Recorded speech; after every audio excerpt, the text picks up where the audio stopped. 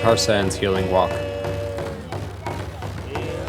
Indigenous communities come together to pray and to celebrate their cultures under threat of extinction.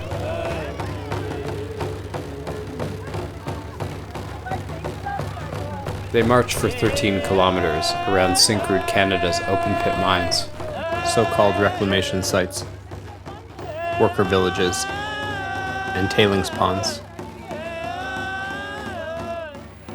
My sacred land that's been here for 30,000 years is now toxic wasteland where nothing grows, where there's no life.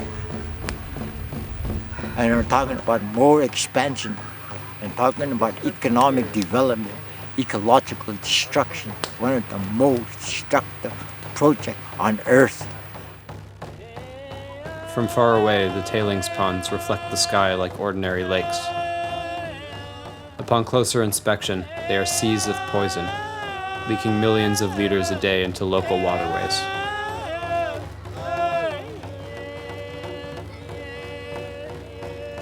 The air reeks of diesel.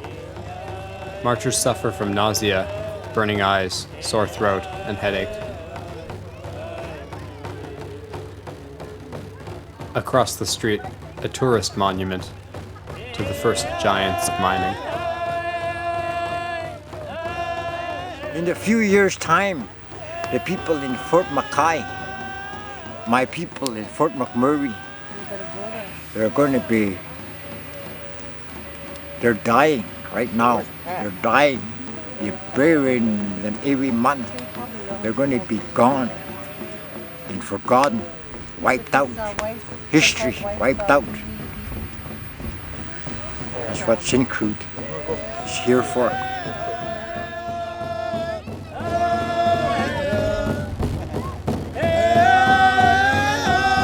This is the fifth and final healing walk, but police are impatient.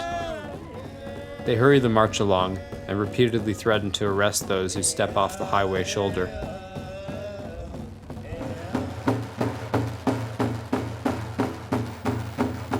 Despite it all, people's spirits are high. At a nearby campground, workshops are held to foster a movement against the tar sands. One group discusses the anti-pipeline movement, and another discusses lawsuits. The tar sands are probably illegal. The constitutional rights of First Nations to hunt and fish in their traditional territories have been obliterated by this industry. The camp celebrates a Supreme Court ruling, which grants Indigenous people more say over development on their lands. It means that existing tar sands lawsuits are much more likely to succeed. A keynote speaker, Grand Chief Derek Nethenak, is famous for forcing his way into Canadian Parliament with a group of angry chiefs. I think what we have is a Prime Minister who has, decided to be willfully blind to the fact that every square inch of land on Turtle Island is occupied by indigenous nations of different dialects, different customs, different histories, and that's to his own downfall, I think, in the long run.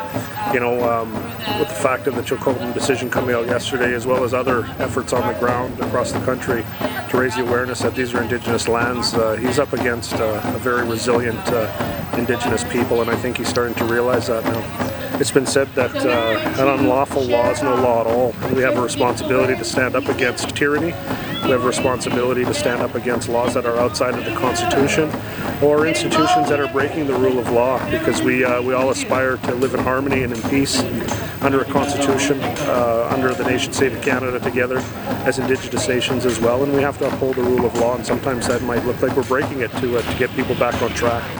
And not to say that direct action or civil disobedience is breaking law, but just to say that sometimes we've got to put boots to the ground and get things done.